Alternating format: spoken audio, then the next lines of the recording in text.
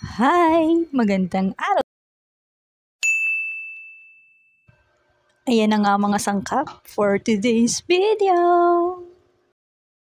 Ngayong araw, magluluto nga pala tayo ng tofu dumplings. Tinunaw ko na tong shrimp cubes sa init ng tubig at ayan na nga yung tofu. Hihiwain natin to o dudurugin sa pamamagitan ng tinidor at ito na nga yung mga minced ingredients. Inihanda ko ng lahat.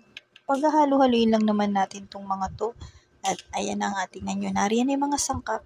Ito nga't dinurog ko na ang ating tokwa. Dahil handa na nga mga sangkap, ayan na nga't igigisa natin to ng bahagya. Titimplahan na rin natin to ng konting asukal, asin, paminta, kagaya ng mga sangkap na inilista ko dyan kanina. Gaya-gaya nga ako nakita ko lang to sa reels at nag-improvise din ako ng version ko. Matapos sige sa lahat, ito nga nilagay natin sa separate bowl at nag-grate nga pala ako ng cheese. Sinamahan ko nito para mas medyo may pitik. At magsisimulan tayo magbalot using molo wrapper.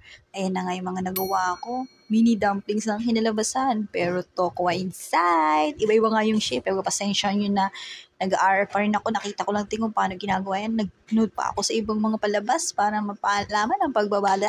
Balat ng lumpia. Nabuyoy na naman ako. Dumplings po!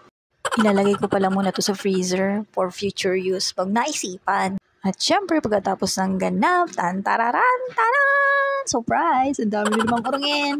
Mga karaniwang eksena naman talaga to sa kusina, yung mga urungin na yan. Hindi tayo iiwan yan.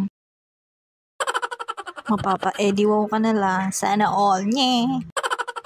Syempre, kasama na rin yung pagwalis at map. At ito nga yung ulam namin ngayong araw, pritong bangus. Habang nagsaing ako, ito nga pala yung natirang tofu fillings. Ayan, yung our dumplings. Ginawa kong lumpia. May natira din akong lumpia wrapper.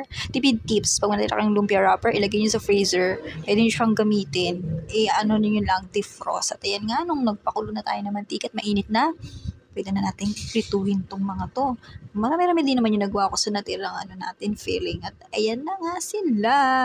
Gumamit nga pala ako ng used peanut oil at ang ganda niya, promise. Tingnan nyo, hindi nagda-dark brown yung luto. Sakto lang yung pagka-brown niya, golden brown ang datingan. Kaya kayo pa nagprito, alam na, pag natin ng peanut oil at iting dumplings, niligay ko na sa pan yung mantika, pinainit, at ipiprito natin ng bare light, and then i-steam natin itong ating dumplings. Yung unang set lang pala yung ginuto ko para ngayong araw, at ayan na nga siya.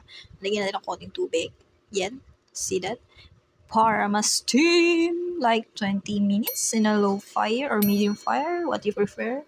At ito na nung naprito yung ating tofu lumpia. O, di ba? Sarap tingnan. With ketchup! Ang sarap talaga niya. Nadali ko. At ito na ang ating dumplings. Ready to go. At ito na ang ating mga ilalagay sa ating sausawan.